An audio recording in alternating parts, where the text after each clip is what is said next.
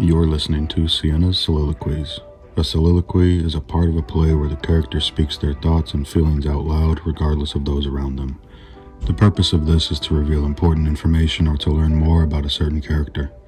But we hope for this podcast the information uncovered encourages you to speak your truth regardless of who is around. It's a box of issues here. Thank you for tuning in to my first podcast. Whoop, whoop. Well, first podcast episode. Whoop, whoop, whoop. I am so excited that you're here. I'm so excited that you followed me, that you wanted to tune in, that you want to listen to me. So I'm so happy that you're here, and I'm excited to get deep into this podcast. I have a vision of this podcast, and I kind of want to do everything, but I really want to talk about ourselves, our trauma. I want to get deep into things like that, and I also want to talk about the state of the world, honestly, and what's going on. I've been seeing a lot of things that have been unfortunate, and if you follow me on Instagram on my personal page, then you know that I've been going on some rants, and really I think the sources for my rants is because we're doing a lot of talking on both sides of the spectrum, but we're not doing enough solutions, and we're not doing enough critical thinking. Like, we're not really considering what's going on and the impact that's happening.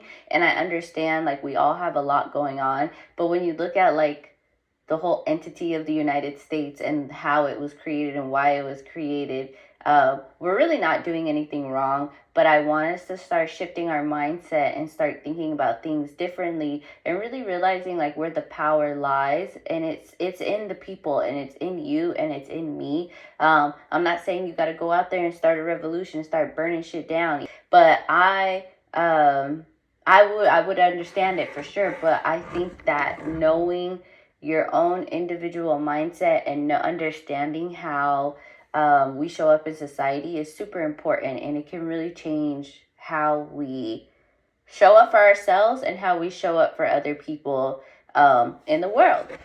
Okay, so for today's episode, it's going to be short and sweet because this is my first one. I want to talk to you guys about, why do people hate history? I was literally in bed and I was thinking about, like, what is my first episode going to be? You know, I put it on social media. People were reacting to it. And I was like, damn, now I really got to do this podcast for real. Okay, so in a quick Google search of why do people hate history? It's boring. They don't like to memorize a bunch of facts. There's a lack of passion, which I feel like is really the main point, that there is a lack of passion. But that it's biased, which, like, what is not biased, but fine. That it's useless, that there's no point. Oh my gosh, this is literally everything all of my kids say in my classroom. My kids are always like, it's boring, there's too much to read, there's too much to memorize, and it doesn't apply to my life right now, and it doesn't apply to what's going on. And why am I learning about all of these dead people, right? So fair.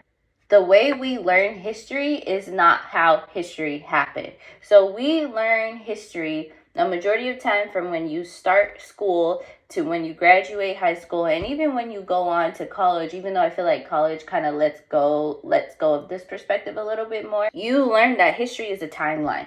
You learn that this is what happened, then this happened, then this happened, then this happened, right? You're either learning history either on a relative timeline or an absolute chronological timeline. So that is not the reality of history, but it's the easiest way for your brain to digest what is going on. So we kind of talk about situations and isolated incidences, but we don't come back and bring it together and talk about how history actually is happening all the fucking time at the same time. The history happens all the time. The history that has been made and the history that's going to be made is happening at the same time. So my best example when I try to get kids to buy in to my history class, by giving them two events that we don't really talk about unless you've done the research yourself, unless you've worked into it. Especially in schools, it's not something that, like, gets covered extensively. So the first thing that I give them is I'm sorry, let me make it clear. What doesn't get covered is how the two events relate to each other. So the first event is the French Revolution. I go into the classroom, I say, hey, why don't you like history? They give me their reasons, and I say, okay, let's talk about this moment in history. The French Revolution. These people, I give them bare minimum information. These people were poor. They were being taken advantage of by the royals, by the rich people, right? By the king and queen, by people who were supporters of the king and queen. These people were being taxed. They couldn't afford it. They couldn't do any of that stuff. Almost relevant to certain situations that my students have today. I'm like, and the way I relate it to them is, hey, do you ever feel like you can't afford this? Do you ever feel like you can't afford that? Yes. Okay, cool. So imagine this on steroids, essentially. So these people were being taken advantage of constantly because the king was very detached from his people, was very detached from what was going on, and all he really cared about was money. So, okay, great. So now these people decide one day that they get so upset, they get so angry that honestly they just gather, and eventually they go and they march into the castle. They take the king and they behead him, and they eventually behead the queen on the guillotine. Like, they take them and then they cut their heads off. They're having a grand time. They're celebrating, like killing their oppressors, essentially killing the people who are causing them so much problems in their life. Then I asked them the simple question, do you think these people would support revolutions around the world during that time? Let's say there was another country who had oppressors, who had these royals, who had these people in power, who were working them like dogs, who basically didn't see them as humans, who basically were taking away everything from them, who didn't give them any rights, they didn't have any money, they didn't have anything of that. Do you think that these people would support a revolution in that country? These kids say yes. I say, okay, boom. So let's talk about the Haitian Revolution. Again, bare minimum facts. Haiti, they were slaves. Period. That's all I gotta tell them. They were slaves. They didn't have anything. They didn't have anything going on. They didn't have any rights. You had these white people who were coming in, colonized their country, took them over, and now are forcing them to be slaves.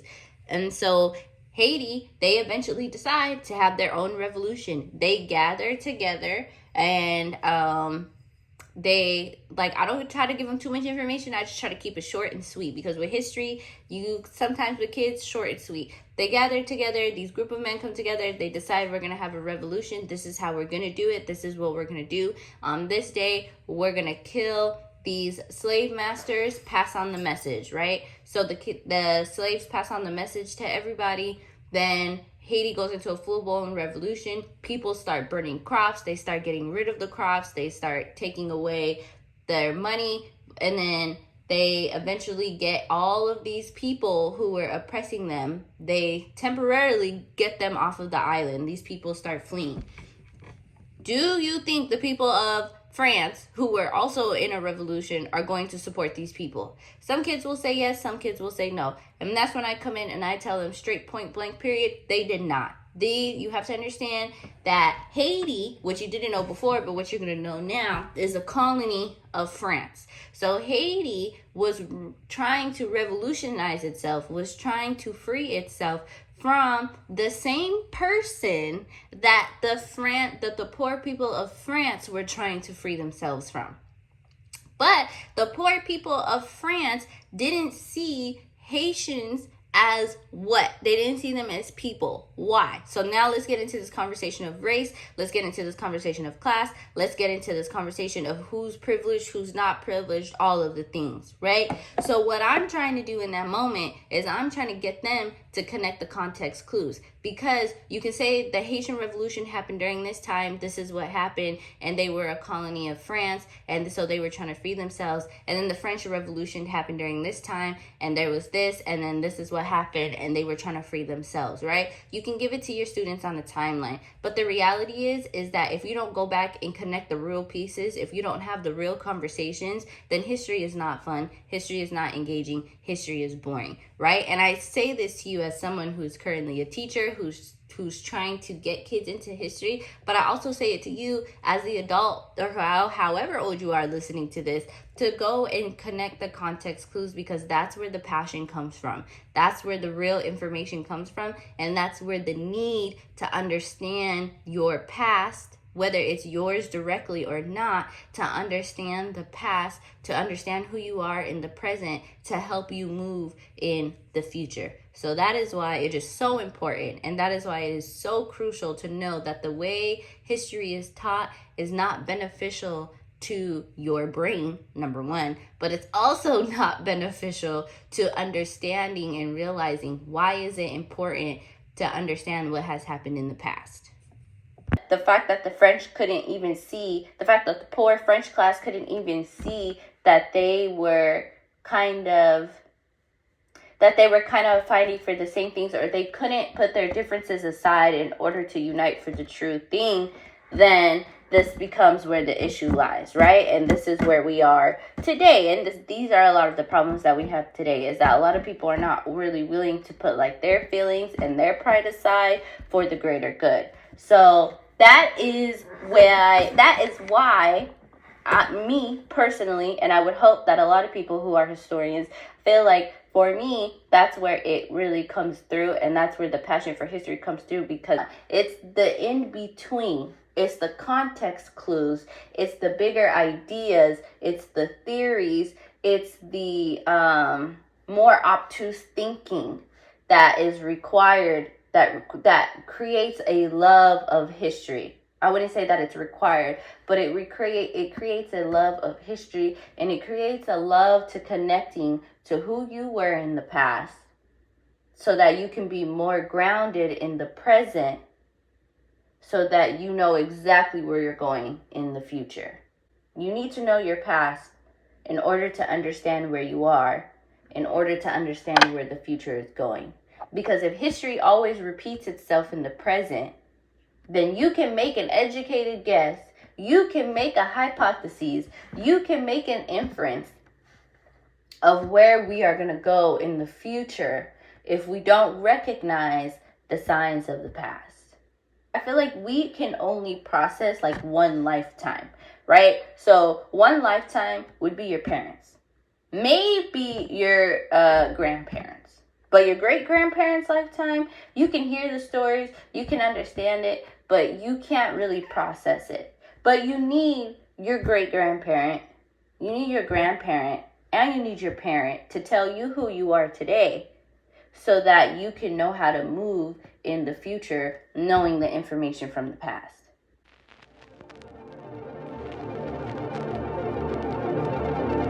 All right, you guys, I feel like this podcast was low-key kind of rough. We're going to get better. I'm going to get better at my pacing. I'm going to start doing some cardio. I'm going to start doing something. I feel like maybe I didn't even have water with me this whole time. This essentially was kind of a rant, which you got to go with what you got to go with sometimes. Anyways, this has been my first podcast episode. It's a box of issues here. Follow me on follow me on Twitter. I don't have Twitter. Follow me on TikTok. Follow me on Instagram. Send me a DM. What was good about this episode? What could have been better? Please, I'm open to critiques. I'm open to hearing what you have to say.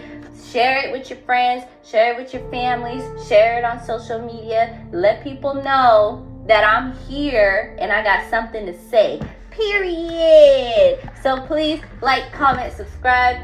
Follow me, message me, tell me what you think, and I will see you. I want to say I'll see you on the flip side is what I want to say. I'll see you guys in the next podcast. You're listening to Sienas Soliloquies. A soliloquy is a part of a play where the character speaks their thoughts and feelings out loud, regardless of those around them. The purpose of this is to reveal important information or to learn more about a certain character. But we hope for this podcast the information uncovered encourages you to speak your truth regardless of who is around.